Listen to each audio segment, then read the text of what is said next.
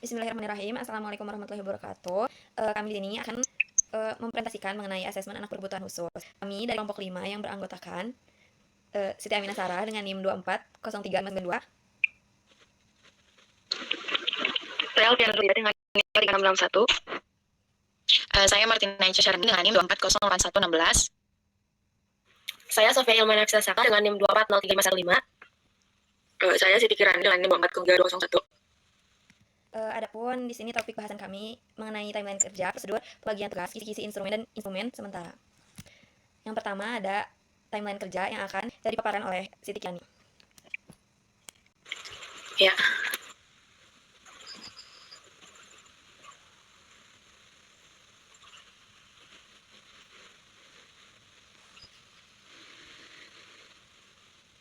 Belum muncul ya?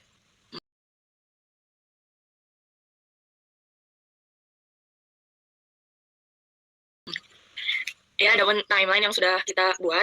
Pertama itu tanggal 7 Februari kita dapat tugas untuk membuat timeline dan alhamdulillah ya udah terwujud. Lalu di pertemuan selanjutnya kita itu berdiskusi untuk menentukan SLB tujuan. Kita tuh awalnya punya dua opsi yaitu SLB Cipaganti dan SLB YPLAB Lembang.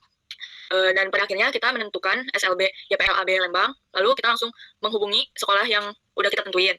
Pada tanggal 18 Februari kita menghubungi kepala sekolahnya dan mendapatkan izin untuk datang ke sekolah tersebut. Setelah mendapatkan izin, kita pada tanggal 21 Februari kita langsung mengunjungi sekolahnya untuk meminta perizinan, terus melihat lingkungan sekolahnya bagaimana. Dan pada tanggal 9 Maret kita menyusun instrumen asesmen dengan target kita udah bisa mendapatkan instrumen untuk melaksanakan asesmennya. Lalu pada tanggal 10 Maret ada sedikit kalau nggak salah 10 Maret kita langsung membuat surat perizinan karena sekolah minta surat perizinan. Dan pada tanggal 18 Maret kita melakukan pendekatan kepada anak karena sebelumnya kita udah ditentuin anak yang mau kita asesmen yaitu anak tunagrahita. Dan pada tanggal 18 Maret ini kita ketemu anaknya terus kita ngobrol-ngobrol gitu. Lalu adapun itu beberapa timeline yang sudah kita lakukan. Dan untuk kedepannya pada 11 April kita ada rencana untuk melaksanakan identifikasi dengan target capaian mendapatkan informasi mengenai subjek. Dan selanjutnya pada tanggal 11 sampai 15 April setelah kita mendapatkan informasi mengenai subjek, kita langsung mengolah data hasil identifikasi untuk dapat melakukan asesmen. Dan setelah mendapatkan data dan mengolah hasil data, kita berencana untuk melaksanakan asesmen dari tanggal 15 sampai 22 April. Lalu selesai melaksanakan asesmen, kita langsung punya rencana untuk mengolah data hasil asesmennya dengan target capaian untuk mendapatkan data hasil asesmen untuk penyusunan laporan dengan rencana kegiatan dari tanggal 22 April sampai 4 Mei. Setelah kita berhasil mengolah data hasil asesmen, kita langsung bikin timeline untuk menyusun laporan hasil asesmen dengan target capaian menyelesaikan susunan dan mendapatkan hasil laporan itu dari tanggal 4 Mei sampai 17 Mei. Mungkin sekian dari timeline kami. Kalau misalnya nanti ada yang kurang mungkin bakal langsung direvisi dimasukin ke hasil ke timeline yang baru. Boleh next ke prosedur. Selanjutnya ada prosedur yang akan disampaikan oleh Siti Kirani juga.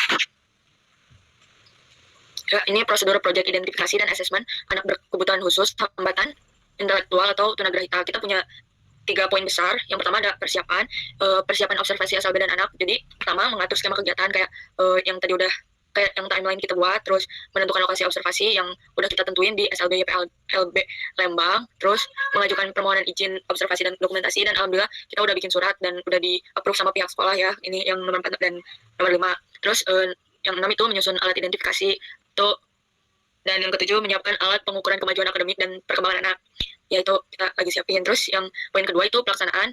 Yang pertama ada kegiatan menjalankan sesi tanya jawab dengan guru, siswa atau siswi dan orang tua, memantau aktivitas anak di dalam kelas, mengumpulkan informasi hasil pengamatan pada guru, siswa atau siswi dan orang tua, lalu merekam kegiatan observasi dengan alat perekam dengan bentuk foto maupun video, dan yang terakhir ada mengenali hambatan yang mempengaruhi perkembangan anak. Yang kedua ada sasaran, yaitu mengetahui hambatan yang mempengaruhi perkembangan anak, mengetahui cara melaksanakan observasi yang efektif, menganalisis kebutuhan khusus anak dalam berbagai bidang, mengatur program pembelajaran yang efektif, dan menilai kemajuan dan perkembangan anak. Lalu yang ketiga, objektif itu data pengamatan yang sesuai dengan maksud penelitian, mampu menyusun program pembelajaran yang sesuai, informasi pengamatan yang akurat dan objektif, lalu menyesuaikan strategi pengajaran, kurikulum, dan lingkungan belajar untuk memenuhi kebutuhan anak. Lalu yang terakhir, poin terakhir itu penyelesaian, yaitu kita mengumpulkan data hasil asesmen dan membuat laporan penilaian kemajuan. Sekian prosedur proyek kami. Next. Selanjutnya ada kisi-kisi instrumen. Yang pertama ada kisi-kisi instrumen identifikasi yang akan disampaikan oleh Alfian. Baik, terima kasih moderator. Oke, di sini ada kisi-kisi instrumen identifikasi anak tenaga kerja. Untuk kisi-kisi ini sendiri kita mengambil dari kurikulum BSK. Langsung saja, yang pertama itu ada aspek fondasi pengembangan diri. Sub aspek yang pertama ada merawat diri dengan indikator. Satu, anak mampu menunjukkan ketertarikannya menggunakan alat makan dan minum. Yang kedua, anak mampu menunjukkan ketertarikannya mengidentifikasi jenis makanan dan minuman. Yang ketiga, ada anak mampu menunjukkan ketertarikannya terhadap anggota tubuh. Yang ketiga, ada anak mampu menunjukkan ketertarikannya terhadap toilet training. Lalu subaspek yang kedua, yaitu mengurus diri dengan indikator. Anak mampu menunjukkan ketertarikan untuk menggunakan pakaian dan peralatan untuk merias diri. Lalu subaspek yang ketiga, ada menolong diri dengan indikator. Anak mampu menunjukkan ketertarikan untuk mengetahui benda-benda di sekitarnya dan memahami berbagai informasi diri secara sederhana. Selanjutnya, subaspek yang keempat, itu komunikasi dengan indikator. Anak mampu menunjukkan rasa ingin tahu terhadap simbol komunikasi verbal dan non-verbal. Dan yang kelima, subaspek yang kelima adalah sosialisasi dengan indikator. Yang pertama, anak mampu menunjukkan keinginan untuk berorientasi dan beradaptasi dengan keluarga, sekolah, dan lingkungan terdekat. Yang kedua adalah anak mampu menunjukkan keinginan untuk berorientasi dan beradaptasi dengan sekolah. Yang ketiga, anak mampu menunjukkan keinginan untuk berorientasi dan beradaptasi dengan lingkungan. Selanjutnya, subaspek yang keenam, yaitu keterampilan sederhana dengan indikator. Yang pertama, anak mampu menunjukkan ketertarikan untuk melakukan kegiatan motorik halus. Dan yang kedua itu, anak mampu menunjukkan ketertarikan untuk melakukan kegiatan motorik kasar. Dan subaspek yang terakhir pada aspek fondasi pengembangan diri adalah penggunaan waktu luang dengan indikator. Anak mampu menunjukkan minat untuk memanfaatkan waktu dalam melakukan aktivitas bermakna. Nah, selanjutnya, aspek pengembangan diri.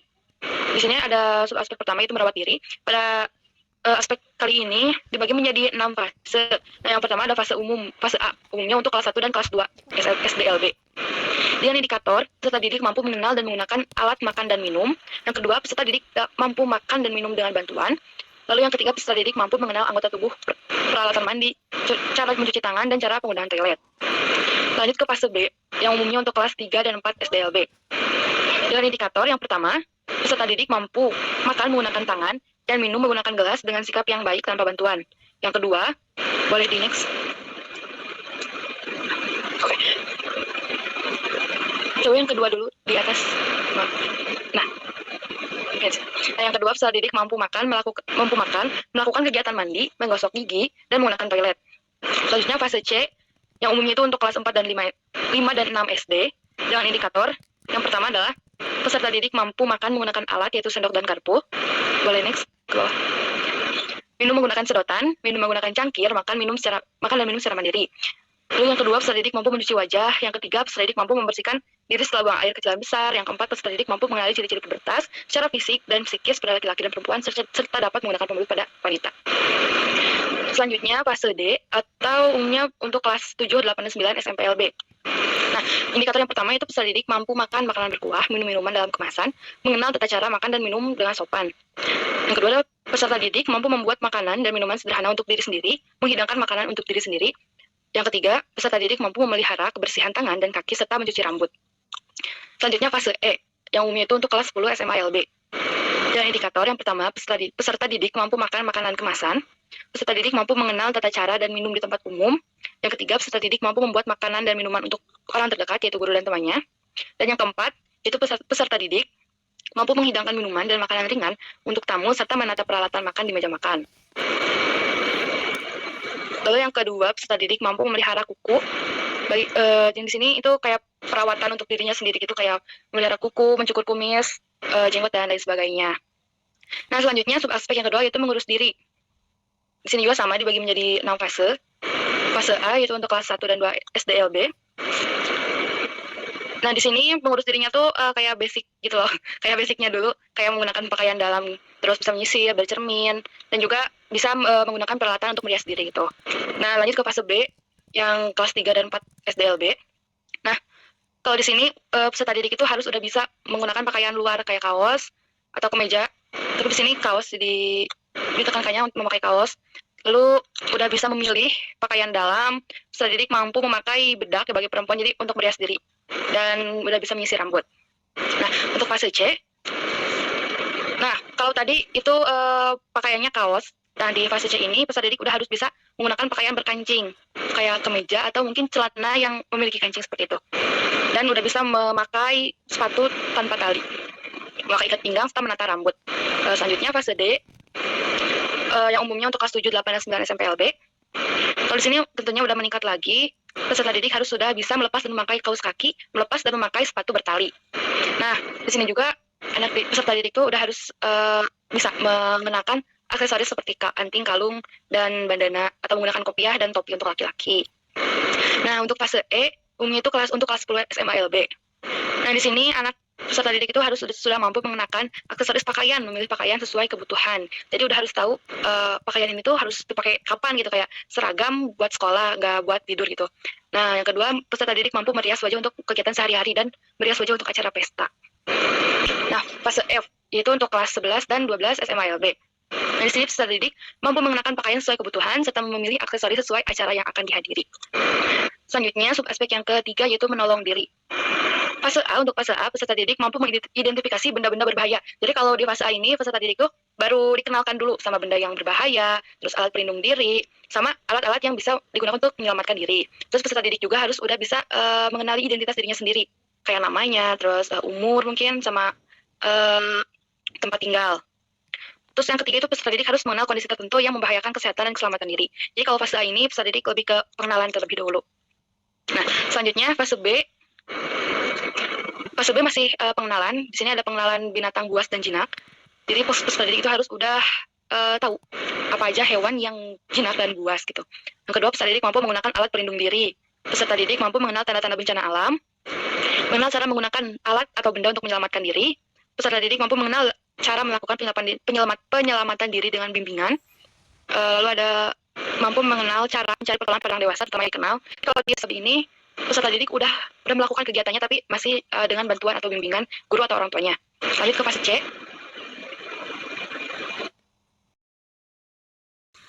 Baik, selanjutnya fase B yaitu kelas 3 sampai 4 SDLB. Dengan indikator, peserta didik mampu mengenal binatang buas dan jinak, mampu menggunakan alat pelindung diri, mengenal tata bencana alam, cara penggunaan alat atau benda untuk menyelamatkan diri, mengenal cara melakukan penyelamatan diri dengan bimbingan, dan juga mengenal cara melakukan pertolongan pada orang dewasa terutama yang dikenal. Selanjutnya, mampu mengenali identitas keluarga dan cara menjaga diri. Jadi kalau di fase B ini, peserta didik itu harus sudah mengenali identitas dirinya sendiri dan juga mengenali hal-hal yang sekiranya membahayakan, juga bisa meminta pertolongan pada orang lain. Nah, selanjutnya fase C, yaitu kelas 5 dan 6 SDLB. Dengan indikator, peserta didik mampu mengidentifikasi dan menghindari tempat-tempat berbahaya, lalu mampu menggunakan alat pelindung diri secara mandiri, mengenal tanda atau simbol jalur evakuasi, titik kumpul, bunyi sirine atau alarm tanda bahaya dengan bimbingan. Pada peserta didik mampu melakukan penyelamatan diri dengan bimbingan. Jadi untuk fase C ini, peserta didik itu udah ada yang bisa dilakukan secara mandiri, tapi beberapa juga ada yang masih memerlukan bimbingan. Seperti itu. Langsung saja ke fase D. Boleh di-scroll. Nah, untuk fase D itu kelas 7, 8, 9 MPLB. Di sini peserta didik harus mampu mengamankan diri dari benda-benda berbahaya, yaitu benda yang tajam, runcing, licin, dan juga panas. Lalu mampu menggunakan alat pelindung diri sesuai kebutuhan secara mandiri. Dan di sini juga sudah bertambah lagi kemampuan-kemampuan yang memang harus dilakukan secara mandiri. Selanjutnya yang ketiga itu peserta didik mampu menghindari diri dari berbagai bentuk kekerasan seksual. Jadi karena usia sampai itu sudah masuki masa pubertas, jadi anak itu harus dikenalkan atau harus sudah mengetahui apa saja yang bisa mengganggu atau membahayakan bagi dirinya sendiri secara seksual, seperti itu. Lalu peserta didik mampu mengenal tanda atau simbol jalur evakuasi, titik kumpul, bunyi sirine atau alarm secara mandiri, mampu mengenal cara melindungi diri dari bencana alam, mampu menggunakan alat dan benda untuk menyelamatkan diri sendiri atau dengan arahan guru atau orang dewasa. Dan yang terakhir, mampu melakukan simulasi cara mengatasi kondisi tertentu yang membahayakan kesehatan dan keselamatan diri dengan bimbingan serta mengobati luka pada organ vital. Selanjutnya, fase E yang umumnya adalah kelas 10 SMALB. Indikator yang pertama, peserta didik mampu menghindari diri dari binatang berbahaya dan berbagai bentuk kekerasan seksual. Mampu mengenal tanda alami atau gejala alam akan adanya bencana, melakukan simulasi dan penyelamatan dengan bimbingan, menggunakan alat dan benda untuk menyelamatkan diri, sendiri secara mandiri dan melakukan simulasi cara mengatasi kondisi tertentu yang membahayakan kesehatan dan keselamatan diri dengan mandiri. Selanjutnya fase F, umumnya untuk kelas 11 dan 12 SMA LB. Pada fase ini ada indikator yang pertama, peserta didik mampu menjaga keselamatan diri dalam penggunaan ruangan, naik turun tangga atau eskalator, dan juga menggunakan lift. Dan yang kedua, mampu mengenal tanda alami atau gejala alam akan adanya bencana, melakukan simulasi dan penyelamatan menggunakan alat dan benda untuk menyelamatkan diri, serta menentukan cara mengatasi kondisi tertentu yang membahayakan kesehatan dan keselamatan diri dengan mandiri. Lanjut ke subaspek yang keempat, yaitu komunikasi. Di sini sama dibagi menjadi 6 fase. Fase A itu untuk SD LB kelas 1 dan 2, dan indikator peserta didik mampu merespons simbol komunikasi non verbal. Fase B, peserta didik mampu merespons simbol komunikasi sederhana secara verbal dan juga mampu merespons simbol komunikasi secara non verbal. Untuk fase C, dengan indikator yang pertama, peserta didik mampu berkomunikasi dengan lingkungan dekat secara verbal dan non verbal. Baik, bisa di-scroll ke yang D. Nah, untuk fase D, peserta didik mampu berkomunikasi secara verbal dan non-verbal di lingkungan sekolah dengan bimbingan. Untuk fase E, peserta didik mampu berkomunikasi secara audio-visual atau dengan bantuan media. Dan fase F, peserta didik mampu menggunakan bahasa sesuai etika. Lanjut ke subaspek yang kelima, yaitu sosialisasi. Untuk fase A, boleh di-scroll.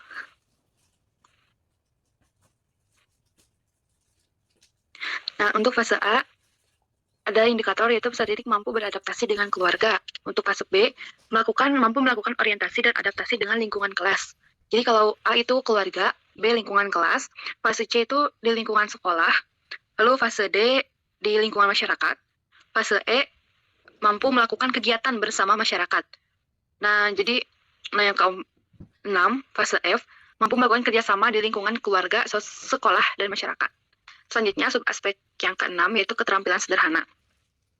Untuk fase A, peserta didik mampu mengambil dan menyimpan benda pada tempatnya, mampu mengenal jenis uang, kertas, dan uang logam, dan mampu mengenal tempat belanja, serta mampu mengerjakan tugas sekolah dengan baik.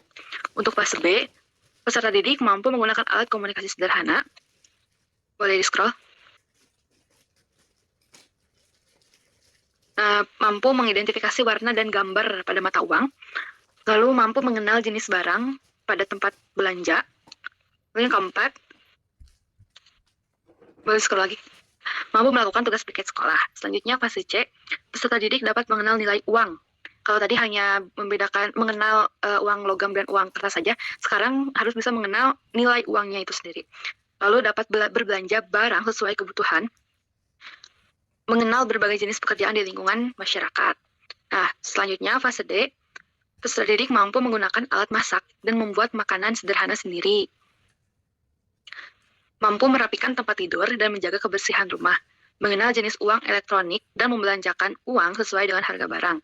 Mampu membuat produk tata boga sederhana, membuat produk jahit, membuat produk dari bahan dasar tanah, dan membuat produk souvenir sesuai dengan budaya setempat. Jadi untuk fase D ini sudah diharuskan bisa membuat suatu karya seperti itu. Nah, untuk fase E, peserta didik mampu menjaga kebersihan sekolah, menjaga kebersihan dan kerapihan pakaian, memanfaatkan media sosial pada alat komunikasi, mengenal fungsi uang dan aplikasi belanja offline atau online. Lalu mampu memahami pekerjaan dalam bidang jasa dan pekerjaan dalam bidang produk. Selanjutnya fase F, peserta didik mampu memelihara pakaian seperti menjahit kancing dan sebagainya. Lalu peserta didik mampu memelihara kebersihan perabot rumah tangga, mampu menghemat penggunaan listrik dan air, menghemat pemakaian pulsa atau kuota internet, dan juga penggunaan uang. Selanjutnya, peserta didik mampu berbelanja dengan menggunakan aplikasi, dan juga peserta didik terampil dalam bidang jasa dan terampil dalam bidang produk, serta memasarkan hasil produksi. Nah, selanjutnya untuk subaspek yang ketujuh, yaitu penggunaan waktu luang. Untuk fase A, peserta didik mampu menggunakan waktu luang untuk beristirahat. Nah, kalau untuk fase B ini, meningkat lagi, yaitu peserta didik mampu melakukan permainan tradisional. Peserta didik mampu menonton acara di televisi, aplikasi, website dengan pengawasan. Untuk fase C, peserta didik mampu memilih acara di televisi, aplikasi, website dengan bimbingan. Untuk fase D, peserta didik mampu mendengarkan musik, melakukan aktivitas yang berkaitan dengan seni dalam rangka melestarikan budaya, dan juga mampu melakukan aktivitas yang berkaitan dengan olahraga. Jadi di fase D ini sudah mulai ke budaya dan olahraga. Selanjutnya fase E, peserta didik mampu mengikuti kegiatan kursus serta memilih tempat rekreasi. Dan fase terakhir yaitu fase F, peserta didik mampu mempersiapkan kebutuhan rekreasi, melakukan aktivitas rekreasi dalam rangka mengenal ragam budaya, juga mampu melakukan kegiatan sesuai dengan hobi memelihara hewan dan merawat tanaman. Baik, sekian saja pemaparan mengenai kisi-kisi instrumen identifikasi bagi anak tunagrahita. Saya kembalikan lagi kepada moderator. Terima kasih kepada Alfia. Selanjutnya ada kisi-kisi instrumen akademik yang akan dipaparkan oleh Sofia. Baik, terima kasih moderator. Saya akan memaparkan kisi-kisi akademik. Nah, di kisi-kisi akademik yang telah kami buat ini, kami telah menyesuaikan berdasarkan kurikulum keputusan kepala Beskap nomor 032 /H/KR 2024 tentang capaian pembelajaran pada pendidikan. Dan kami juga telah menyesuaikan dengan tingkatan anak yang akan kami asesmen. Dari hal tersebut, kami dapat menyusun asesmen dengan poin besar, yaitu membaca permulaan dan lanjutan, menulis permulaan dan lanjutan, dan berhitung permulaan dan lanjutan sesuai dengan tingkatan kelas yang akan sesuai dengan tingkatan kelas anak yang akan kami asesmen. Nah, kemudian dari aspek yang pertama ada menyimak dan pemahaman teks, itu kami ada kesalahan, seharusnya membaca permulaan dan membaca lanjutan. Langsung ke membaca permulaan. Indikator pertama, peserta didik mampu melakukan kegiatan pramembaca. Yang kedua, mampu mengenali dan mengeja kombinasi huruf. Yang ketiga, mampu menjelaskan kata-kata yang digunakan sehari-hari. Kemudian ada membaca lanjutan. Yang pertama, mampu merangkai suku kata menjadi kata. Yang kedua, maaf, moderator boleh ke atas lagi. Lanjut, yang kedua adalah ada mampu memahami informasi dari tayangan yang dipirsa. Kemudian yang ketiga ada mampu memahami kosakata baru dari berbagai sumber. Kemudian ada aspek yang ketiga yaitu menulis lanjutan, dan sub aspeknya yang pertama menyalin kata dan kalimat dengan indikator peserta didik mampu menyalin kata dan kalimat dari berbagai jenis teks sederhana. Yang kedua ada sub aspeknya yaitu penggunaan huruf kapital dan non kapital yang terdiri atas data 2 sampai dengan 3 kata. Nah, dengan indikator peserta didik menggunakan huruf kapital dan non kapital dengan benar dalam penulisan kata dan kalimat. Kemudian ada subaspeknya yang ketiga yaitu penulisan suku kata dan suku kata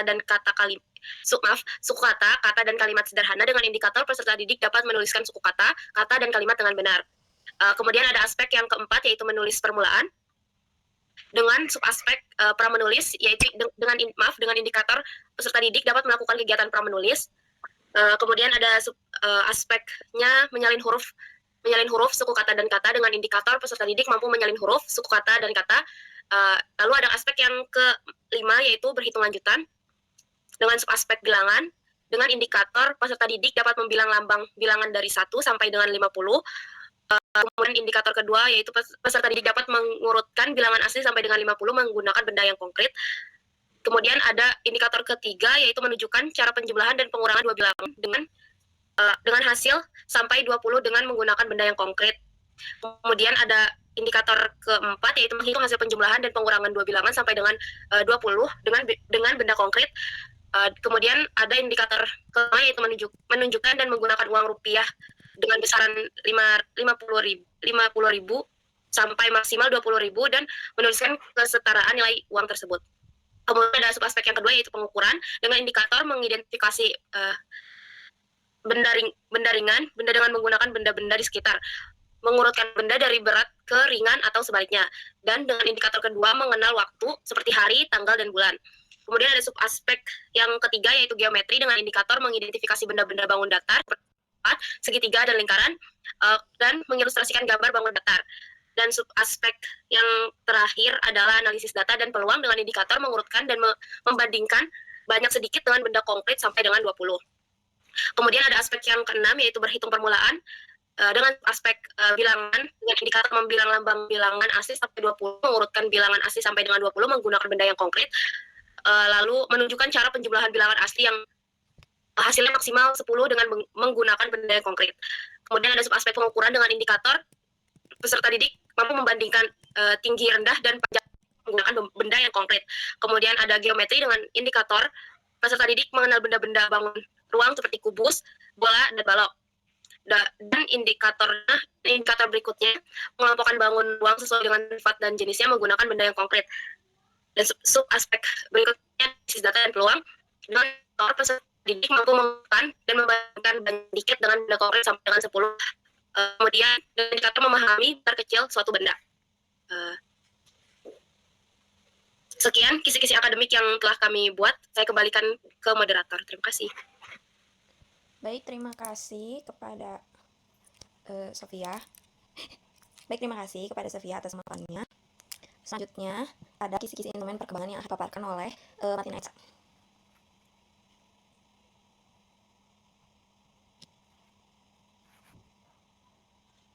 Baiklah, pada kesempatan kali ini saya akan memaparkan dari topik instrumen asesmen perkembangan kognitif anak yang kami coba susun sebagai berikut.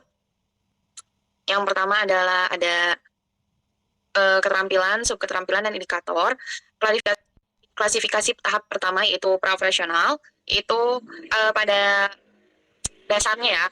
Yang pertama adalah pemikiran simbolis, kemudian mampu menggunakan objek gambar.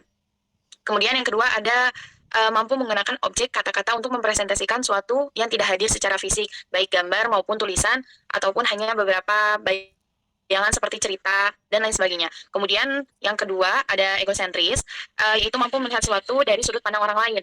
Jadi untuk melatih anak memahami sesuatu dari sudut pandang orang lain. Kemudian selanjutnya ada sensasi, yaitu mampu meyakini bahwa benda mati memiliki perasaan dan pikiran seperti manusia.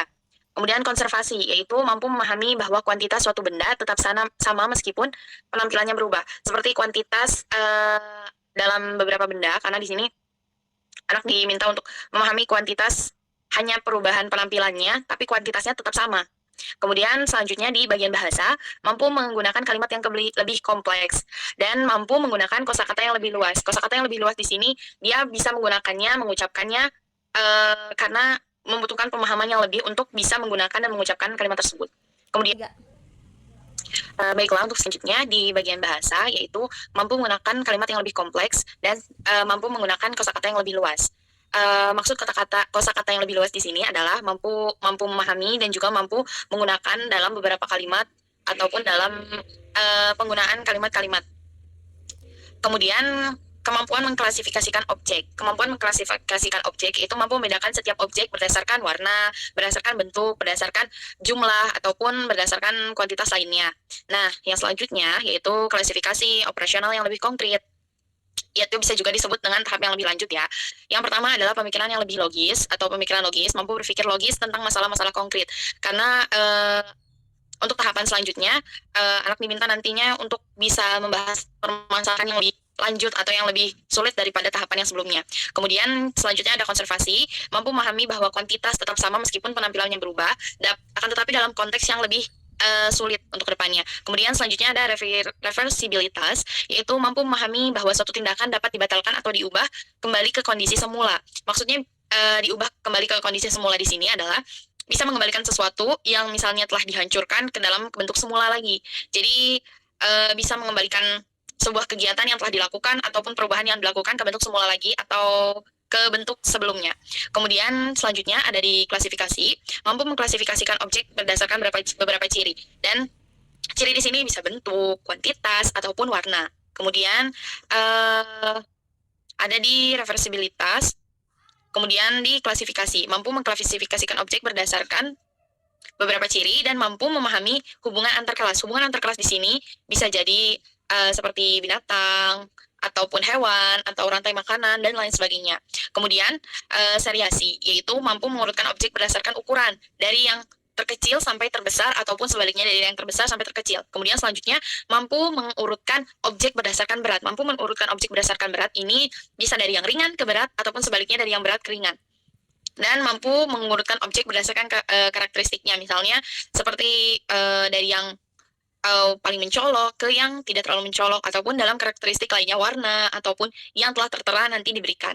Dan yang terakhir ada di egosentrisme, yaitu mampu melihat sesuatu dari sudut pandang orang lain, akan tetapi yang lebih mendalami ke depan.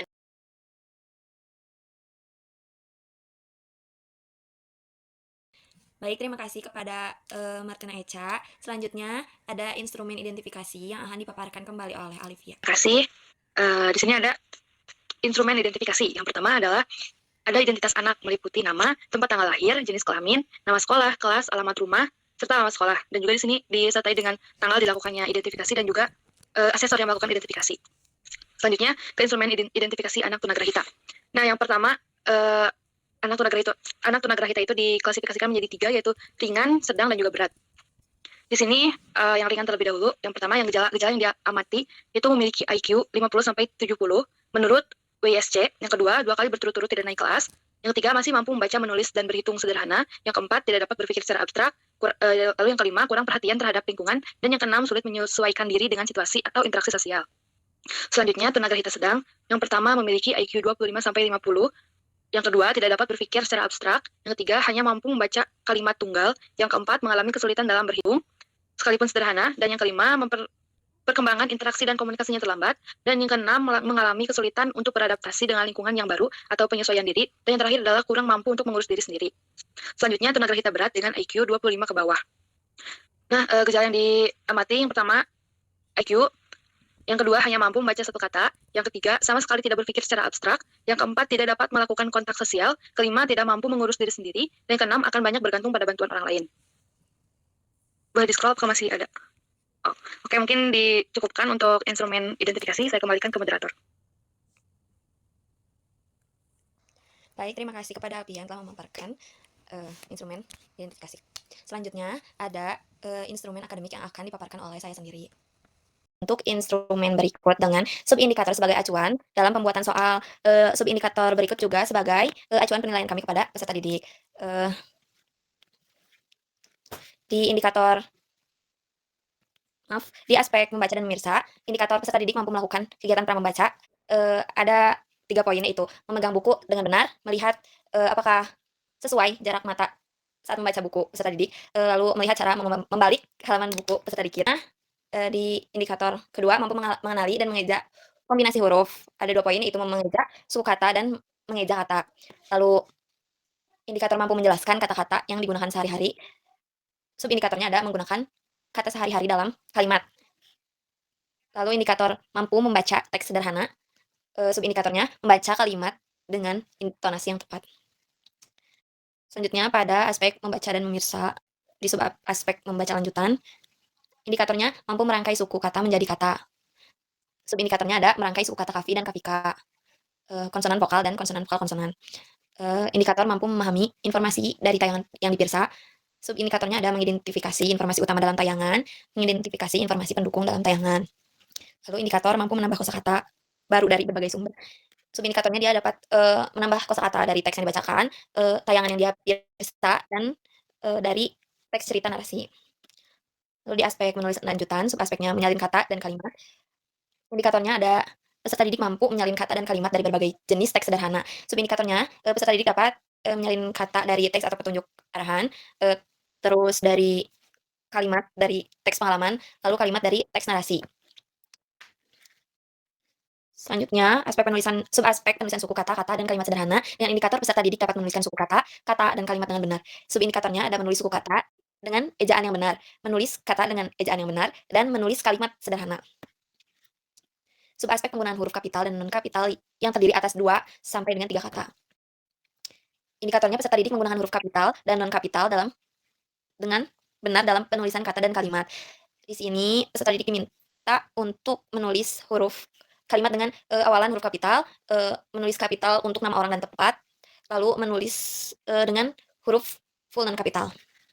Lalu subaspek menulis, di aspek menulis permulaan, dengan indikator peserta didik dapat melakukan kegiatan pramenulis. Di sini peserta didik diminta untuk memegang alat tulis dengan benar, menjiplak gambar, menebalkan huruf, menulis di udara, membuat coretan yang bermakna. Lalu di subaspek menyalin huruf, suku kata, dan kata. Indikatornya peserta didik mampu menyalin huruf, suku kata, dan kata. Di sini peserta didik diminta untuk menyalin huruf dengan bentuk yang benar, menyalin kata dengan ejaan, dan menyalin kata-kata sederhana.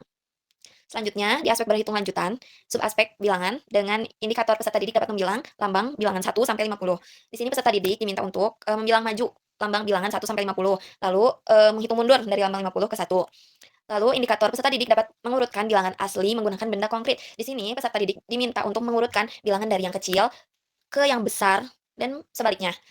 Selanjutnya, indikator menghitung hasil penjumlahan dan pengurangan dua bilangan sampai dengan 20 dengan benda konkret. Peserta diminta untuk menggunakan benda konkret untuk menghitung hasil penjumlahan dan melakukan pengurangan menggunakan benda konkret itu. Selanjutnya, indikator menunjukkan dan menggunakan uang rupiah 500 sampai maksimal 20.000 dan menuliskan kesetaraan nilai uang tersebut. Selanjutnya, ada instrumen perkembangan yang akan disampaikan kembali oleh Martin Majang. Baiklah, dalam instrumen perkembangan ini ada indikator, butir instrumen, dan hasil. Ini merupakan instrumen yang telah kami susun berdasarkan dari milestone perkembangan anak dari 0 sampai 18 tahun, kemudian beberapa pendapat dan teori-teori dari ilmuwan milestone ataupun perkembangan, kemudian ada juga dari salah satu buku instrumen anak berkebutuhan khusus. Maka dari itu kami mendapatkan instrumen berikut. Yang pertama, jadi indikatornya itu mampu menggunakan objek gambar. Nah, untuk menteri instrumennya, anak diminta menunjukkan objek gambar yang sesuai dengan permintaan. Jadi kami akan menghadirkan beberapa gambar dan kemudian anak diminta untuk memberikan salah satu gambar yang menyebutkan atau menunjukkan salah satu gambar yang telah kami tampilkan nantinya. Kemudian di sini ada contohnya, misalnya boneka, bunga, kucing, atau boneka itu memiliki telinga seperti boneka beruang. Nanti anak diminta untuk menunjuk bagian telinga mana, atau kucing itu memiliki kumis yang seperti apa kumis itu. Kemudian mampu menggunakan objek kata-kata untuk mempresentasikan sesuatu yang tidak hadir secara fisik. Jadi anak diminta untuk dapat menyusun kata-kata untuk mempresentasikan atau menjelaskan secara sederhana apa-apa yang tidak hadir secara fisik. Entah itu dalam bentuk cerita, ataupun dalam gambar yang kita hadirkan nantinya. Dan kemudian selanjutnya ada juga anak diminta mampu melihat sesuatu dari sudut pandang orang lain, yaitu anak diminta memahami perasaan orang lain dalam situasi tertentu. Karena di sini anak dilatih untuk bisa melihat sesuatu positif orang lain, untuk bisa menilai apa yang orang lain rasakan juga pada saat itu. Oke. Di sini ada contoh-contohnya seperti bagaimana perasaanmu jika kamu berada di posisi temanmu. Kemudian apakah yang dibutuhkan temanmu ketika dia merasa kesepian. Itu akan tergantung kemampuan anak dalam menjawab, dan kita dapat menilai bagaimana kemampuan anak tersebut. Kemudian yang selanjutnya, ada anak mampu meyakini bahwa benda mati memiliki perasaan. Kemudian yaitu anak diminta menjelaskan bahwa benda mati memiliki pikiran. Apa yang dipikirkan boneka ketika kita memeluknya. Atau anak diminta menjelaskan bahwa apa yang harus dilakukan, apa yang dipikirkan boneka ketika kamu memeluknya, ataupun menyentuhnya, menyayanginya. Seperti itu. Kemudian selanjutnya, anak mampu memahami bahwa kuantitas suatu benda tetap sama meskipun penampilannya berubah. Ada contohnya misalnya di air, misalnya dalam satu botol yang lain, bentuk air dalam botol, kemudian ketika dipindahkan ke dalam gelas, apakah air itu berubah kuantitasnya? Tentu saja tidak. Nah, di sini anak diminta untuk menilai apakah dia bisa membedakan kuantitas itu, atau justru nanti dia terkecoh karena perubahan dalam bentuk tampilannya, wadahnya, ataupun bagaimana nantinya. Nah, kemudian selanjutnya mampu menggunakan kalimat yang lebih kompleks, entah menyebutkan ataupun memahami, karena di sini kalimat yang lebih kompleks itu mungkin kalimat-kalimat yang lebih luas, yang jarang dia bicarakan. Nah, habis itu selanjutnya yaitu mampu menggunakan kosakata yang lebih luas, yaitu seperti kata-kata yang lebih spesifik, yang lebih menjurus, seperti menggambarkan warna, ataupun kalimat-kalimat yang sangat kosakata yang jarang ia ucapkan ataupun jarang ia dengar. Kemudian mampu membedakan setiap objek berdasarkan warna. Nah, seperti di contoh ini, anak diminta menunjukkan 3 objek warna, yaitu warna merah, biru, kuning, dan apakah anak bisa membedakan warna tersebut, di lingkaran itu warna apa, di segitiga ini warna apa, bintang ini warna apa, tuh. Kemudian, ini terhadap warna, selanjutnya mampu berpikir logis tentang masalah-masalah yang konkret. Ini untuk yang lanjutan, yaitu anak diminta menyebutkan dan menjelaskan salah satu masalah yang pernah ia alami. Nah, misalnya anak menyebutkan sebuah masalah, kemudian anak diminta memberikan 2-3 kemungkinan solusi untuk menyelesaikan masalah tersebut. Anak diminta untuk berpikir atau mencari solusi di balik masalah yang pernah ia alami. Kemudian anak diminta menjelaskan bagaimana kamu akan mengevaluasi keberhasilan solusi tersebut. Jadi di sini juga anak diminta untuk berpikir sisi negatif dan positif dari solusi yang telah ia ambil untuk menyelesaikan masalahnya. Selanjutnya, mampu memahami bahwa kuantitas tetap sama meskipun penampilannya berubah, seperti air yang tadi, akan tetapi ini lebih spesifik tentunya. Kemudian, mampu memahami bahwa suatu tindakan dapat dibatalkan atau diubah kembali ke kondisi semula. Dalam kuantitas itu bisa seperti plastis, bisa seperti mainan. Contohnya, anak diminta memberikan contoh situasi di mana kuantitas benda tetap sama meskipun benda tersebut telah dihancurkan. Contohnya, menghancurkan mainan menjadi beberapa bagian. Jumlah mainannya tetap sama, meskipun penampilannya berubah menjadi beberapa bagian. Misalnya sebuah mobil nih. Nah, habis itu saya mobilnya dihancurin atau bannya dicopotin nantinya atau bagaimana. Nah, akan tetapi bentuknya akan tetap sama kan? Mainan ataupun mobil-mobilan kan. Nah, hanya saja penampilannya yang berubah dan terbagi menjadi beberapa bagian. Selanjutnya, mampu mengklasifikasikan objek berdasarkan beberapa ciri. Di sini ada ciri bentuknya sama akan tetapi warnanya berbeda, fungsinya berbeda. Selanjutnya, ini juga yang berdasarkan warna. Ini warnanya sama akan tetapi bentuknya berbeda, jenisnya berbeda, ada apel, ada bola, ada mobil, akan tetapi dalam klasifikasi warna yang sama, yaitu warna merah. Kemudian anak diminta mengklasifikasikan objek berdasarkan ukuran, sama-sama buku, akan tetapi apa fungsinya, apa ciri yang membuat mereka sama. Nah, kemudian selanjutnya mampu memahami hubungan antar kelas. Antar kelas di sini kami bisa diberi contoh yaitu hewan ya. Nah, hewan dan mamalia, apa hubungan antar keduanya? Antar kelas di sini. Kemudian ada juga di contoh lain, ada tumbuhan dan biji-bijian, apa hubungan antar keduanya? Kalau misalnya hewan dan mamalia, mereka masih dalam golongan yang sama, akan tapi hewan ini lebih ke kelas yang lebih luas dan kalau mamalia ini lebih ke kelas yang lebih spesifik. Kemudian jika tumbuhan dan biji-bijian, tumbuhan di kelas yang lebih luas, sedangkan biji-bijian di kelas yang lebih spesifik. Nah, kemudian memahami itu, anak juga diminta memahami relasi antar kelas. Berikan 2 contoh kelas yang memiliki relasi. Nah, nanti anak diminta untuk apa sih perbedaannya antara apa sih hubungannya lah. Bahasa sederhananya hubungannya antara antara hewan dan mamalia dan apa hubungannya antara tumbuhan dan biji-bijian. Nanti anak diminta untuk bisa mengungkapkan pendapat dia ataupun memahami apa yang disebut hubungan dan relasi antar kedua kelas tersebut. Kemudian selanjutnya mampu mengurutkan objek berdasarkan ukuran dari yang terkecil ke yang terbesar. Di sini berikut ada contoh-contohnya ataupun sebaliknya dari objek yang besar ke yang kecil. Nah, setelah itu mampu mengurutkan objek berdasarkan berat. Anak diminta mengurutkan objek dari ringan ke berat. Mungkin nanti kita akan memberikan botol, ada 3 botol yang berisikan. Yang pertama ada yang diisi seperempat, ada yang diisi setengah, dan ada yang diisi penuh. Maka anak diminta untuk mengurutkan dari yang terringan ke yang terberat ataupun dari yang terberat ke yang ringan. Oke, untuk selanjutnya, mampu mengurutkan objek berdasarkan karakteristik lainnya. Jadi di sini yang pertama ini adalah karakteristik warna yang telah tertera. Yang pertama merah, kuning, oranye, hijau, biru, dan ungu. Dan anak diminta untuk mengurutkan berdasarkan warna-warna yang telah tertera. Untuk selanjutnya berdasarkan bentuk-bentuk yang telah tertera juga. Dan yang terakhir berdasarkan tekstur dari yang lembut, halus, dan kasar. Nanti kita mungkin akan memberikan beberapa tekstur dari kain, yaitu baju ataupun plastik. Kemudian kalau tekstur lembut itu boneka, bulu, ataupun bulu-bulu yang lembut. Kemudian kalau yang kasar itu bisa batu, dan ada beberapa contoh lainnya. Nanti anak diminta untuk mengurutkan objek, mana yang kasar, mana yang lembut, mana yang halus. Kemudian mampu melihat sesuatu dari sudut pandang orang lain. Ini lebih ke peduli dan menanggapi perasaan orang lain. Bagaimana perasaanmu jika kamu berada dalam posisi temanmu, ataupun bagaimana dalam pengambilan keputusan. Anak diminta mengambil keputusan berdasarkan perspektif orang lain. Bayangkan kamu memiliki ayah yang ingin berlibur ke pantai, sedangkan ibu ingin berlibur ke gunung. Apa yang kamu lakukan untuk membantu orang tuamu memutuskan destinasi liburan? Anak diminta untuk menyelesaikan permasalahan ini, karena kita akan menilai apakah anak mampu melihat sudut pandang dari orang lain ataupun perspektif dari orang lain dari misalnya orang terdekat dia seperti orang tua. Nah, keterangannya di sini yang pertama itu tidak bisa melakukan, yang kedua kurang bisa melakukan, dan yang ketiga bisa melakukan. Ini kami menyusun ini merupakan kombinasi dari milestone dan beberapa teori yang kami baca, juga jurnal artikel dan buku instrumen yang menjadi pedoman kami. Mungkin cukup sekian dari saya pemaparan instrumen perkembangan kognitif. Saya kembalikan ke moderator. Terima kasih.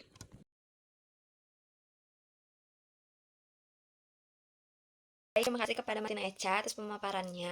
Selanjutnya ada daftar pustaka yang menjadi sumber dan referensi dari asesmen kami. Sekian, terima kasih. Kami dari kelompok 5 meminta maaf apabila banyak kesalahan. Wabillahi taufiq wal hidayah. Wassalamualaikum warahmatullahi wabarakatuh.